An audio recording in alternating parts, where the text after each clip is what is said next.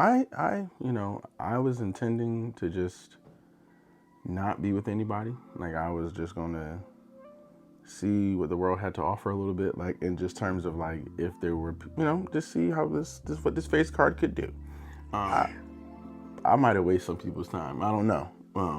But the Lord I'm had glad the Lord sent me. have to call my bae or like check in with her or at least send up a smoke signal like like I gotta do something. I gotta do something like let her know that I care. Like you said, you had, the marriage. For me, I was on dating apps, right? I was going out on dates. I was honestly tired of. Damn.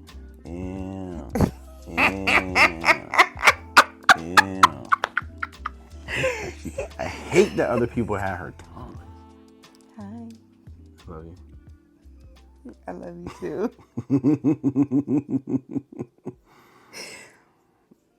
I did. I love you too, babe. I know.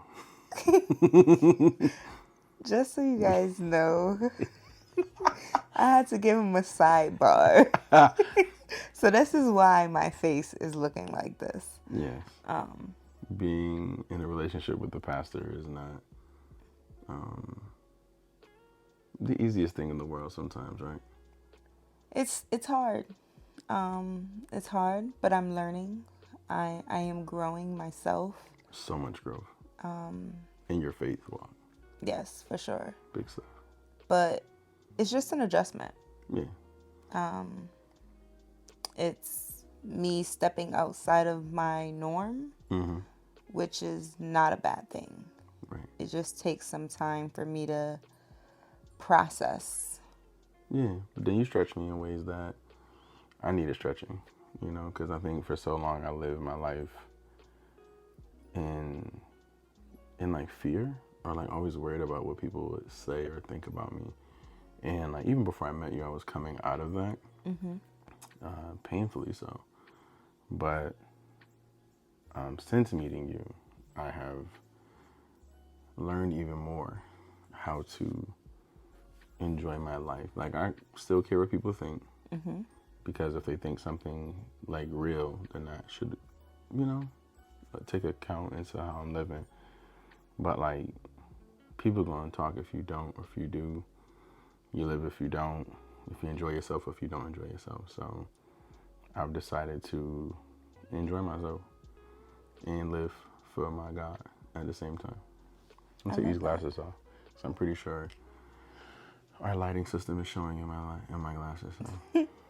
Well, I love that for you. I love that for us. Speaking of fear, how do you feel, like what was the process, right, for you to like post on social media? Oh man. And I will say, guys, right? That's a very loaded question.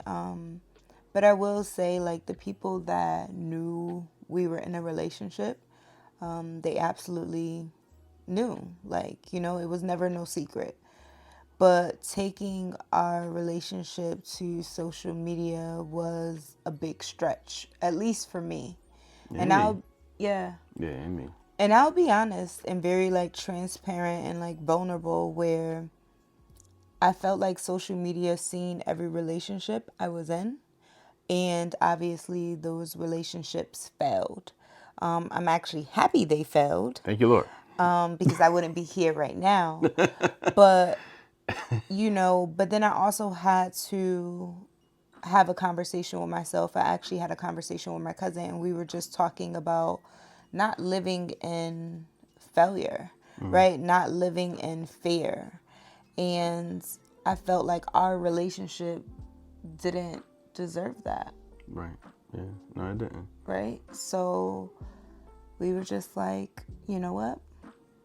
Merry Christmas to us. Yeah.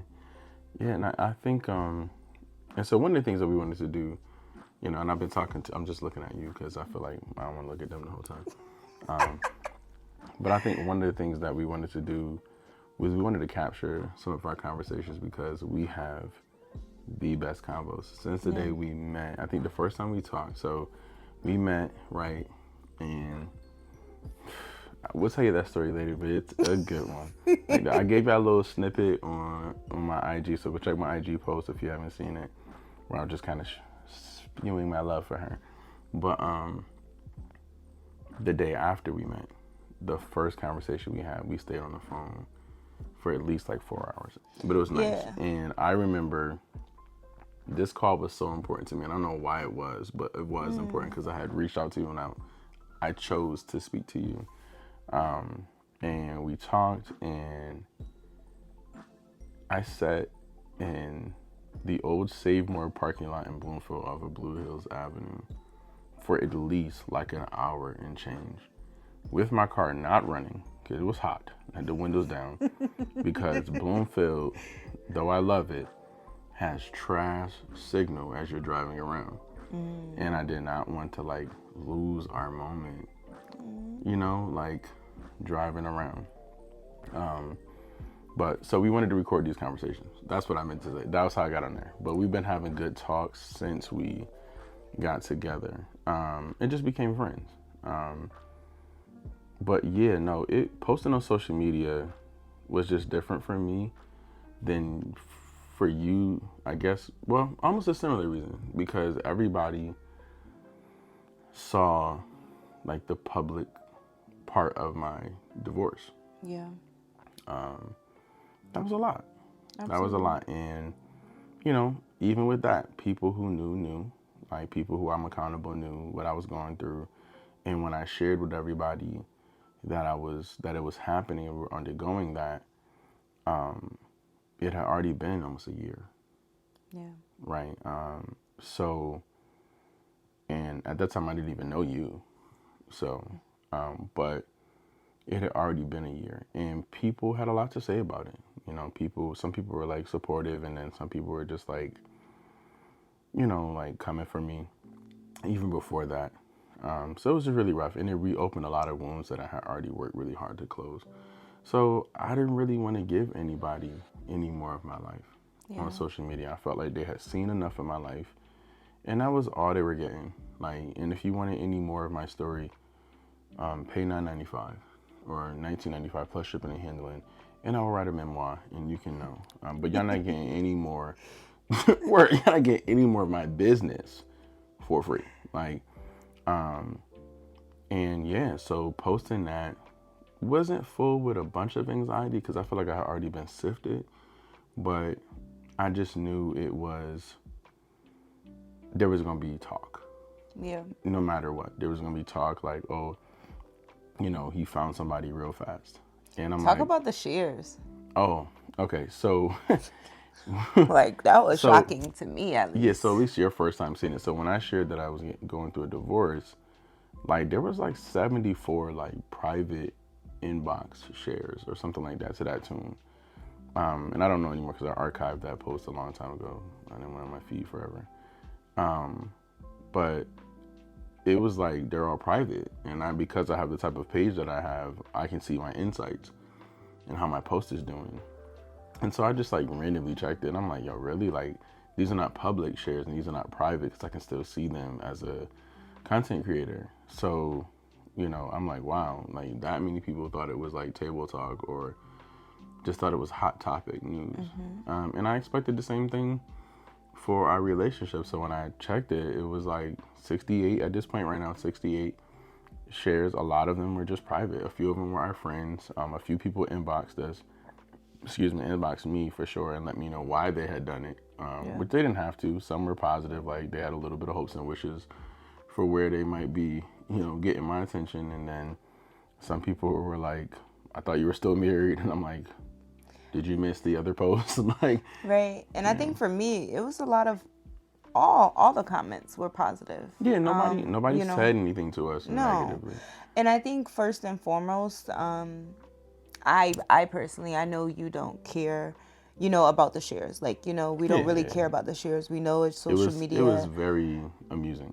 And I think also to knowing Gary's story, like knowing your story and like everything that you've been through, it was like a sign of hope, I feel like, for some people. and people actually seeing you happy, joyful. Like that was a lot of the comments that you received. Yeah. Like, bro, you look happy. You look like free. And I am happy. I'm free. I'm locked up though. I'm taken. Who making you happy? Well, I make myself happy, but you are adding. That is very true. Incredibly, you are adding to that happiness. You're not taking from it. You are enhancing it. You are increasing it. You are supporting me. You are loving me correctly. Yeah, like, you know what I'm saying? Like, and I didn't say that to play her. I said that because I don't want her to ever feel the weight that she has to make me happy. But like, who you're with can either speak life into you or take life from you. Absolutely. And you don't do that. You speak life into me. You serve me. You love me. You care for me in ways that I wasn't even expecting. Yeah.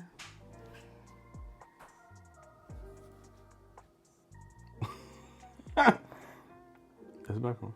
Oh, sorry guys. We had a little intermission. Mommy mode. Yes. But we're saying that people don't take away from your...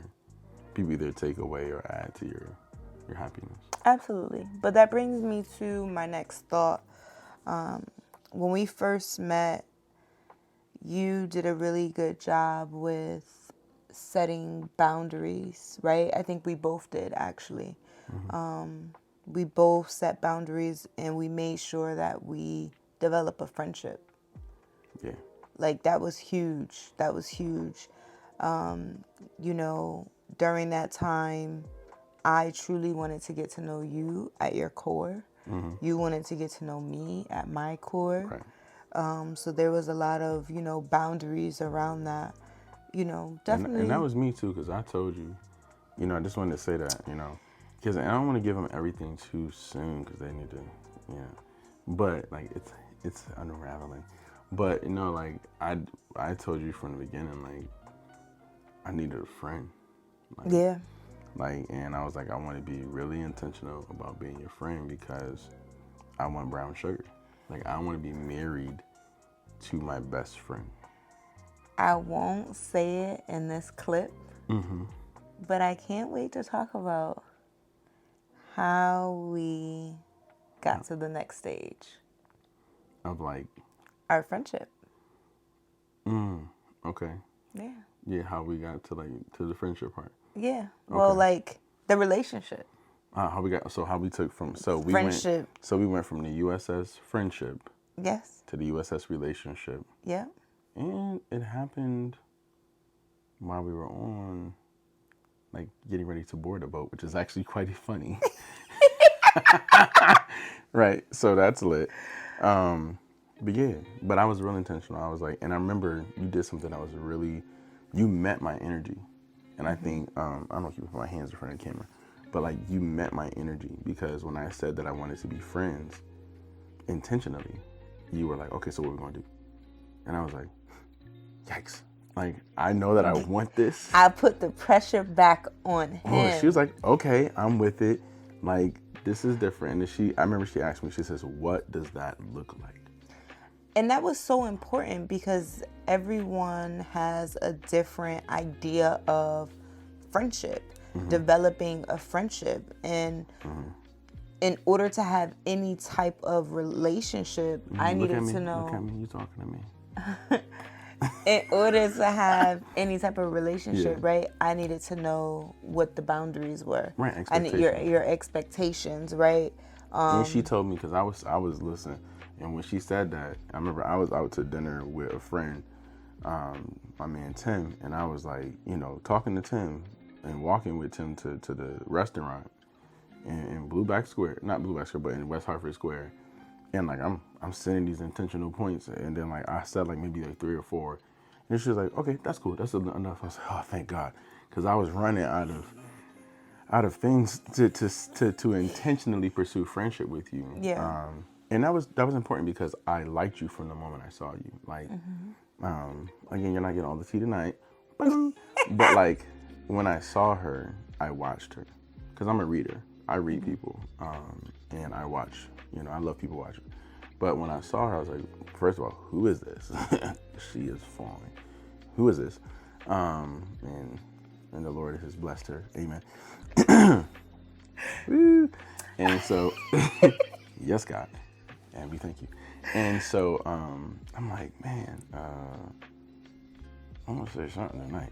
But more than anything, I was watching you, like the way you were serving and the way you were like loving on your people, and like you knew. And I'm like, you know, man, this is dope, because not only is she dope, she reminds me of me, like she's a servant.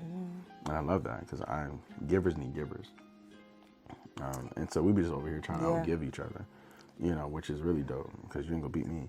Like, can I just say, like today, right?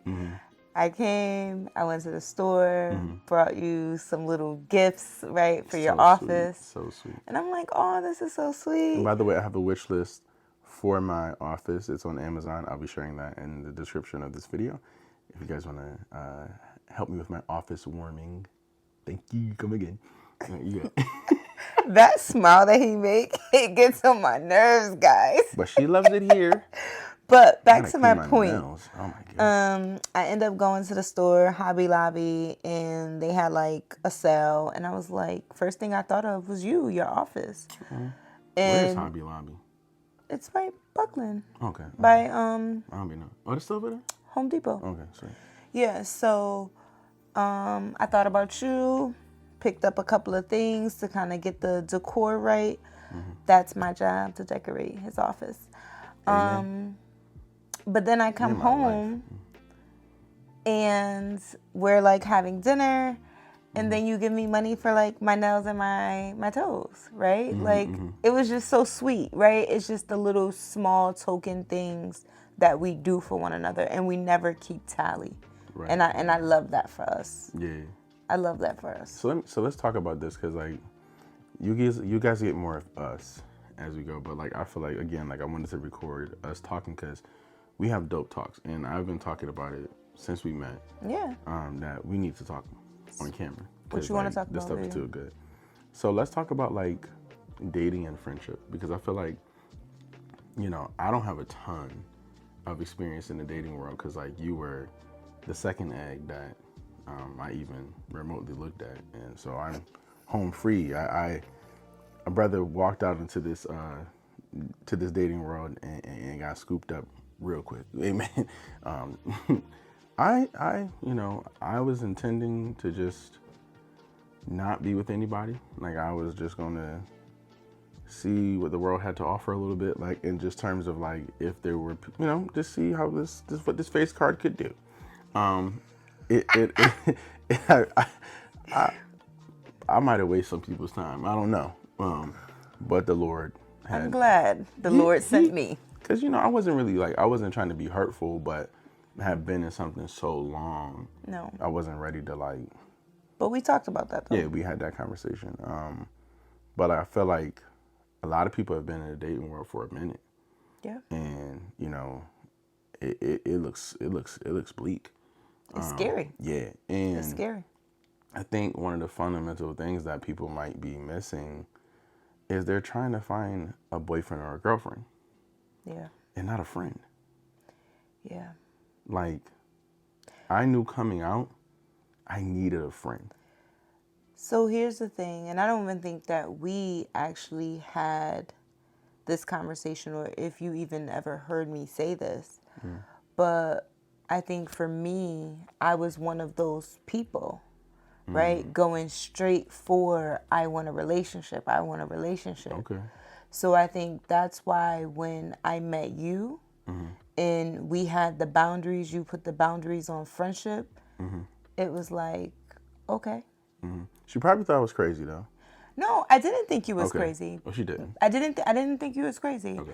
I wanted to do things differently. I wanted different, so I knew I had to do something different.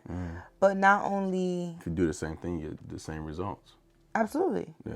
But not only did I want to do something different, I was able to acknowledge like what went wrong in my past relationships, and like, or you know, relationships with people, right? Like, and at that moment, it was we talked about like our dates, right? Sometimes people like to date for the aesthetics, the looks of things, which is all great. The high bill. You know, which is great. I love those things. You know, I you love to definitely travel. do. I You like to love it. eat. I like to look nice. I like to And do we say things. thank God. Like, I like to do all of that. But, however, none of that really truly matters if the person that you're sharing those moments with don't have good intentions for you. Yeah, and I think, you know, like I knew, you know, I've seen and watched so many people pursue like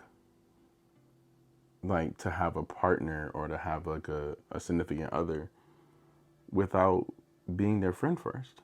Yeah. And when you're married, since I've been married, I can talk about this, not from a theoretical point, but from a experiential point, you got to be friends. Yeah. And a lot of times what happens is people get in a relationship and they want to be friends after the fact. They're already in a committed relationship and now they're working on friendship because, you know, the butterflies and the feelings, they go away. Like, you know, but like if you have a friend, you can always bring that back. Because you still got stuff at the core of your friendship that, like me and you, right? Yes, it's been a short amount of time in the grand scheme of things, right? But like, we be dying laughing on the regular. We do. We laugh at And the I love same that for stuff. us. Like, we could just be silly, walking around, you know, talking to each other on the phone. We be laughing. And that's because we're really friends. Like, you're the first person I want to tell anything to. Like, if nobody else called me during the day, who cares? Yeah. Because I'm already talking to my person. Yeah. You know, you're the only person when like I'm at the gym or I'm like noticing that time is slipping from me. I'm like, I have to call my bae or like check in with her or at least send up a smoke signal like, oh, like I gotta do something. I gotta do something like let her know that I care.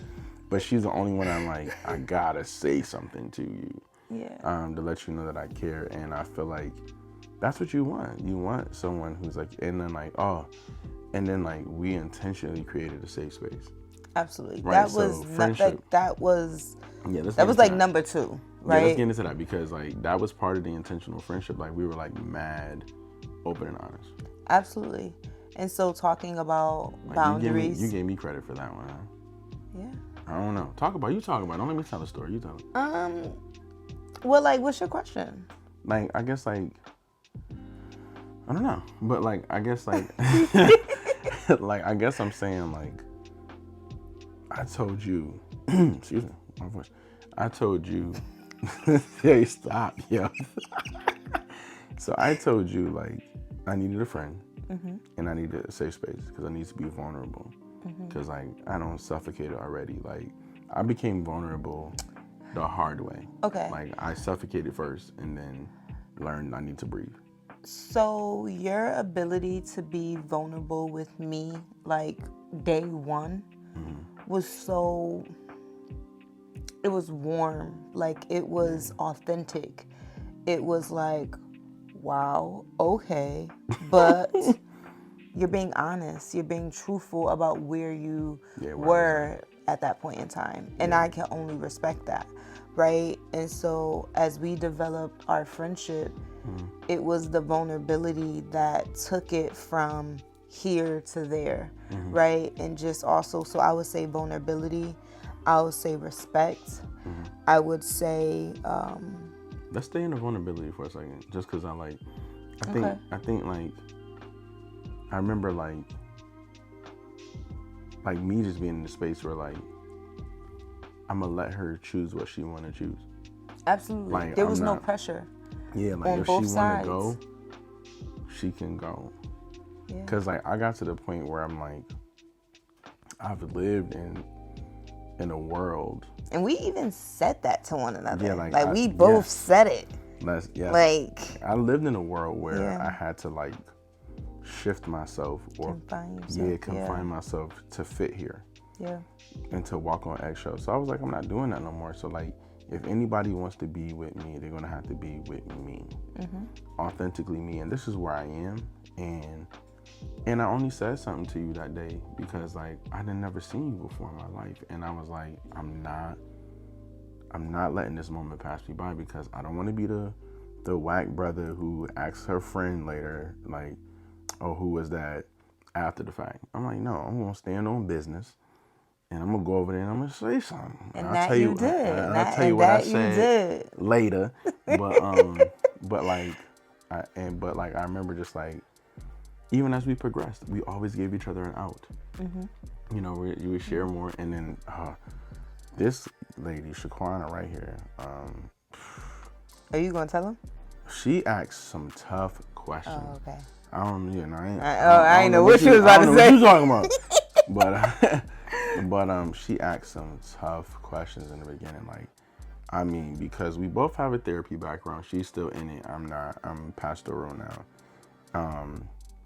But like, she was digging in. I mean, like, your boy was in a hot seat, and she was unearthing some stuff. And I'm like, yo, these questions are so uncomfortable. But we had uncomfortable conversations. We were stretching each other. Like, you know, she asked me so many questions. Like, what did I learn from? Like, what is the stuff that I learned from my marriage? Like, about myself. Like, you know, like, what did I do wrong? Because, like, but that was so important because I think it's so easy to talk about what somebody else did. Yeah. It was like, okay, well, what was your part in it? What do you take away from it? Right. Like, how did you grow from it? Yeah. You know, what did you do to try to make it work? Yeah. You know, to change it. Yeah. Right? Like, that was just so important for me. And I think a lot of... Boy, was some hot questions. A lot of women need to start having more intensive conversations. Early. Straight out the gate.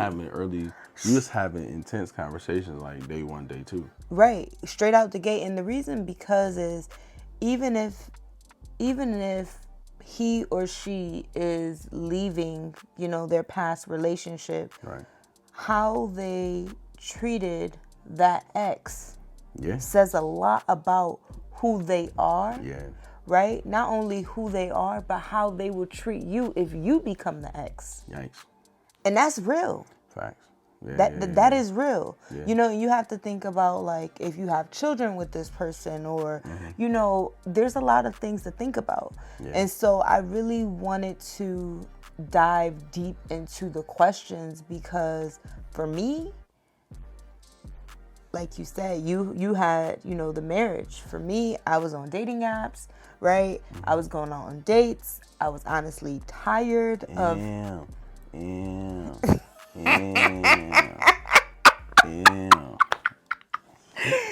I hate that other people had her time. Yuck. Yuck, yuck, yuck. Well, listen. I know. You're my own mind now. Right. Yuck. Right. But honestly, I know you say yuck, but if I did not have those experiences, I would have fumbled you. I would have fumbled you. And I would have ran away. Because it was just some of the nice things you did for me, like early on. Like, you really made this. Do you remember? Pause. What? Let's see. Okay. Do you remember the very first thing, the nice thing I did? Yes, it was on Father's Day. Yeah, you remember.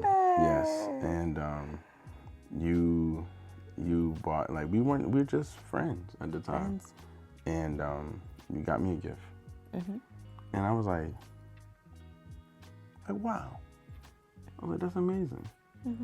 And you got me some lotion and a couple of car air fresheners for my car. I was like... And it was a scent, because I remember you mentioned... And it was a little soap, too, I think. Yes. Shower gel. Yes. It was a car fragrance. I can't remember the name of the fragrance anymore. Me either. Something wood. It was like Ocean something or one of them. But the lotion. Lakeside. Yes. Lakeside from Bath and Body Works. Yes. My car smelled so good. And but what's funny. The lotion that you like? What's that scent? Oh, Noor. Yes. Yeah. But it was so Noor. But it was so funny because, like, it was the perfect reminder. Because when I got in my car, I'm like, you know what I mean? Like, it smells like you. So, yes, but you did give me a gift. And I thought that was like, wow, she's really intentional. I'm going to have to do better. You know, like, she's already putting out amazing energy, you know? And so for me, when I did that, right, it was, yes, I wanted to give you something thoughtful. It was Father's Day. Yeah. Right? And I think... And you knew my story. Yeah, for sure. Yeah. And I think it's the same thing where if it was, you know, my birthday, right? Like, I would have the expectations, maybe that you don't take me out to dinner and wine and dine and all this extra stuff, spending a whole bunch of money, but it was just like the thoughtful point of it, right? So I said, it's Father's Day. What is the difference, right? That I have to kind of do it first, right? Yeah. And then it was just more so like I have to show him the type of person, the type of woman that I am. Yeah. And I also need to show him come correct. Yeah, no, and it was established. It was just those small little gestures. So let me ask you this. Let me put you on blast. Not blast. On the spot. What was the, without spilling all our tea, what was the most uncomfortable question I asked you that you can remember? I know it's like digging back. Uncomfortable.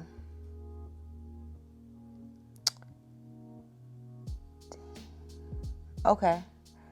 We had our sex talk, right? Mm-hmm. Waiting for marriage. That blew my mind. Absolutely blew my mind. And I honestly thought, like, in my mind, I was like, this is going to be a deal breaker. Because I was like, it was deep because it was no sex. Right.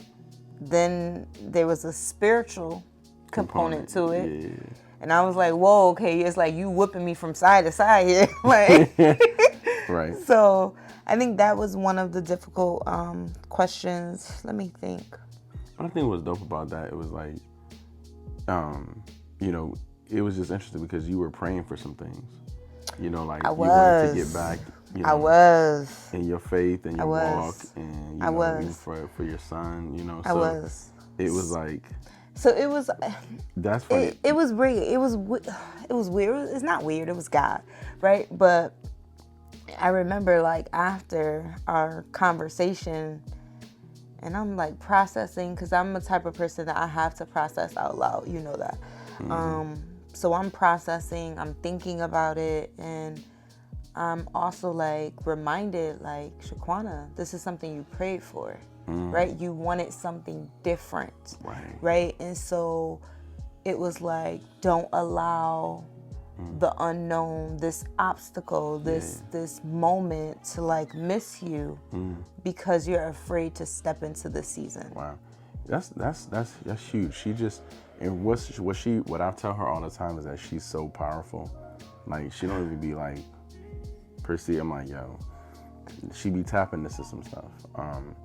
But like, I think what you said was so deep is that, like, sometimes we don't even realize, even in our dating experience, even as we're walking into like a new season of life and love, like how our prayer is being answered. And then when it comes, it's like, yo, this is foreign. And it's like, yeah, it's different because you were asking for something different. Absolutely. And so when God shows up sometimes, even when it's our person, if we're not thinking right, we can be like, fumble. Absolutely. And it's like, no, you just asked for a deeper godly relationship. One for your son, right? When he's with you, to be in, you know, back in church and that same upbringing as you had. And then here at a random event, the photographer happens to be a pastor. He happens to be... And the crazy part about it, guys... He happens to be head over heels for you after that. And when you meet him, he starts talking this spiritual stuff. And you're like, what? And it's like, but the Lord sent you. When you started asking for spiritual growth and for a reconnection, he sent you somebody absolutely who could facilitate that. Like, and like, you in church every Sunday. Like... They ain't missed a Sunday. Like since we're like June. You don't know what? You've been in church. You've been in church. I don't know. Every time I was preaching, you know, in a reasonable location, you know, she was there. Absolutely. Absolutely. And, you know, joining, you know, where I'm the pastor. Isn't that beautiful? You know what I mean? I get to baptize her again. But it's just like, you know, sometimes if you're not ready, what you prayed for could show up and knock on the door. But that's why it's so important for people to truly do the work, right? Instead of, this is me, this is who I am, or instead of finger pointing at someone else for the mess. Yes, it's a mess. Yes, this person contributes to X, Y, and Z, but how did you also contribute, right? What did you do? Or even if you did absolutely nothing, you know, to contribute to the mess, what can you learn from it? What did this person teach you? Yeah. Right? And so, like... And when we met each other, we had both been doing the work. Yeah. I think if I can say it, like, some of the dopest things that you said to me was like, you know, I talked to somebody about this, you know, like that you, can I say it? That you... Yeah, I don't know what you about to say, but go ahead. You do therapy. Oh, absolutely. Like, I am ashamed. Okay, no, I didn't know. She coming to the wedding. Right. You know, she coming to the wedding, like. You know, so, like, I remember when she said that, I was like, oh, that's amazing. Because, like, people don't want to work on themselves. And I had been working on myself for, like, 2 years, like, through weight loss and, like, you know, I've been doing a lot of self-development. Yeah. So for me, you know, therapy, it started out when I found out about Hunter. I was becoming a mom. No. Right? That's actually, we can't wait to tell y'all that story. Yeah, that's wild. That's gonna be a whole mom segment wild. that y'all need.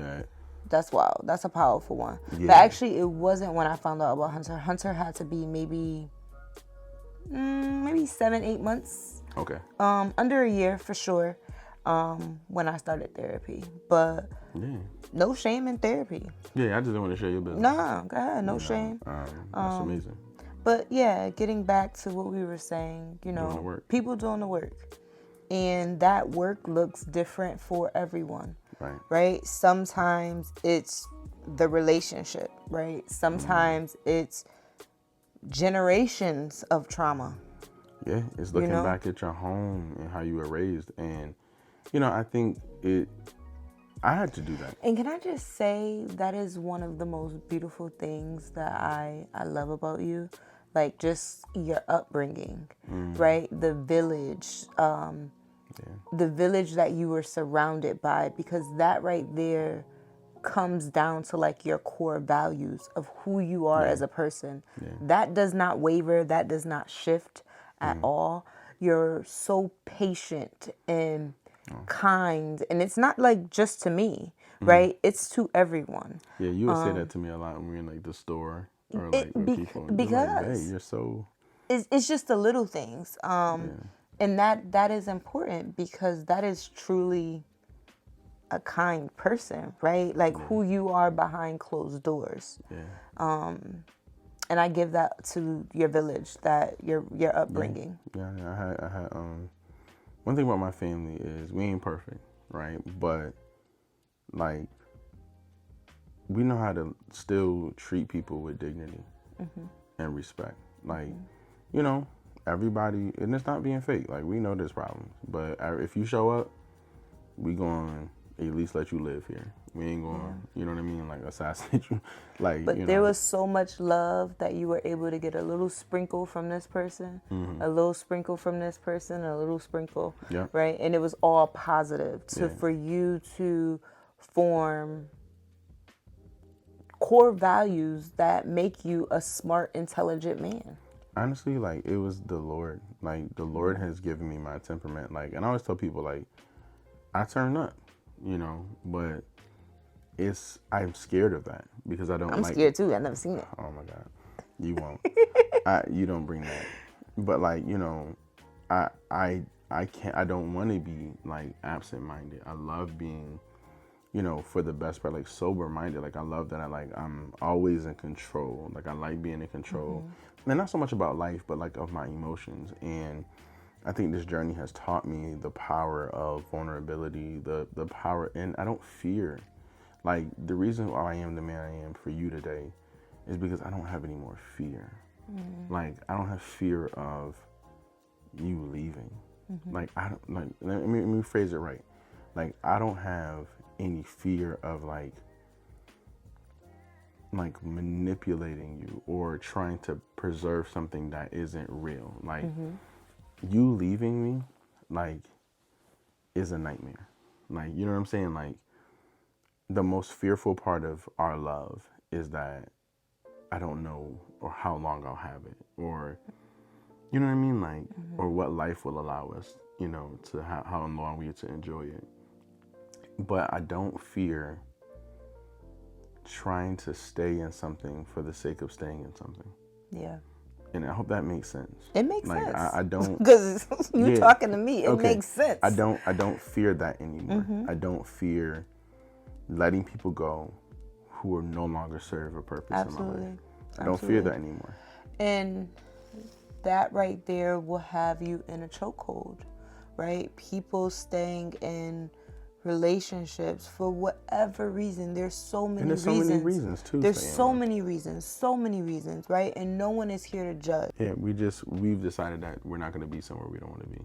And that's like a personal decision. That's the vow that we have to one another. And that's the most beautiful thing, honestly. Yeah. Honestly. Yeah, because I can't do that no more. You know what I mean? And because we suffocate in spaces that don't have enough room for us, that don't have the capacity for us. But like you said, peace is expensive. Yeah, it is. And it hurt to come out of that. Like, you know, just the things that people don't think about, like, you know, like having to move your stuff out of a place that you lived in your whole, like most of your adult, you know, married life. And like, they don't think about that. No. Like, not seeing your kids every night, you know, like tucking them in the bed. And at some point you just have to be like, it is what it is. And so you can like live and have peace. But it does come at a high cost, you know what I mean? And it isn't free at all. Yeah. It'll cost you your normalcy. But what it gives you is worth every penny. Talk about it. Because if I didn't choose myself, we wouldn't even be having this conversation. Right. I'm not even going to, I could say so much more about that. Let's save it. No, what I mean, like, because, you know, like, but I don't have any ill will, you know, like, toward my former partner. So, like, you know, like, but, you know, so I'm just trying to speak my truth without being like, you know. Yeah, absolutely. We want to remain respectful like, and everything. Yeah, but I have no intention. I can't even imagine what it would feel to still feel like that. And that was my fault. You know what I mean? Because, like, I didn't know how to be vulnerable then. Right. And I wasn't vulnerable because I didn't know if it could survive me being truthful. But you found your voice. When I found my voice, it didn't really continue. And that's a beautiful thing. Yeah, because that meant that I kept myself, because I was unwilling to be as truthful as I could be. Yeah. We were both there longer. Yeah. So I remember even when I mentioned, like, you know, moving on, like, I had to, like, kind of be like, I need to man up and take us out of this cycle. Yeah. But that goes back to being the reflection in the mirror. Right. Right? Like, having those deep conversations with yourselves. Having the uncomfortable conversation with yourself first before you get into the friend stage, the talking stage, the dating stage, and, like, trying to have those conversations with other people. Yeah. And I think that's the thing. People are not having the uncomfortable conversations with themselves, so they don't even know how to have uncomfortable conversations with anyone else or be vulnerable with anyone else because they're not vulnerable with themselves. I love you. Because you know what I used to do? Even before I talked to my former partner, I used to write stuff down. And writing it down used to be worse than saying it, because, like, I'm Now it's on paper. I'm a wordsmith. And like, you know, my love language is words of affirmation. Yeah. So when I write, I confess what I'm feeling. And so writing it was like, oh. But one of the things that I did that was so helpful for me, was I wrote down, what does it feel like when I'm correctly loved? My friend Miss Jackie, she's a therapist. She asked me that. Sharing Abilities, Creating Strengths.com, sharingabilities.com. But that's where counseling services go. I remember she asked me that. She said, what does it look like when you're correctly loved? And I couldn't answer it. And that's when I knew I had a bunch of work to do still.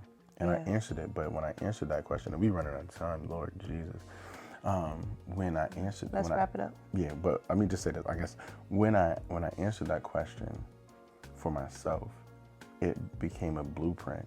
It became like a guideline for going forward, because now talking to anybody wasn't wasted time. Like when I was talking to somebody, I was like, either you add into this list or you're not making this list. Right. So if you add into it, cool. Thank you for your deposit. You may not be the one, but you might have like something I like. I might want to add that to my list. But then if you wasn't hitting none of the stuff on the list, you're not it. You know, and I was just being complete, because these are my non-negotiables. Absolutely. I need this. Absolutely. And some people, I met some people who had me add things I didn't want. Like, I don't want that. But all in all, friendship, intentionality around friendship, vulnerability from day one, right? Like, there was stuff you didn't have to ask me. I just told you because you needed to know that if you're going to love me. And tough conversations early on. Right. And you took a risk, right, of being vulnerable. And I just want to say, every time that you be vulnerable, it doesn't mean that the other person on the other side is going to be vulnerable back with you. But that's why you have to do your level of assessment, right? To see if this is going to be a give and take, you know, relationship. Like if you guys are going to match each other and be honest with one another. And to me, honestly, that is a red flag, right? And it also depends on what your needs are. What do you feel is valuable in a friendship? I knew you were my person because even when you would get emotional first, because you do. All the time. But you come back. Absolutely. But you think, but you don't just stay emotional. No. Like you go back, you go emotional, and then you go logical. And then you'll come back and you'll say like, I'm sorry for that. Absolutely. Or I see the way which you were trying to convey, and you at least give me the benefit of my perspective. Absolutely. But this has been an amazing conversation with you. One of many that we'll continue to have. Okay. Let us know what other stuff you want us to talk about, because we literally have these conversations all the time. But thank you, guys. Love. Thank you so much, love. Like, comment, and subscribe if you want to see more of us. Yeah, we don't know what to call this yet, but I think we'll have a name for it. Love and Hope? Hope and Love. Hope and Love. Hope in Love. Ooh, I like that. I think that's the name. There we go. Hope and Love. Later, y'all.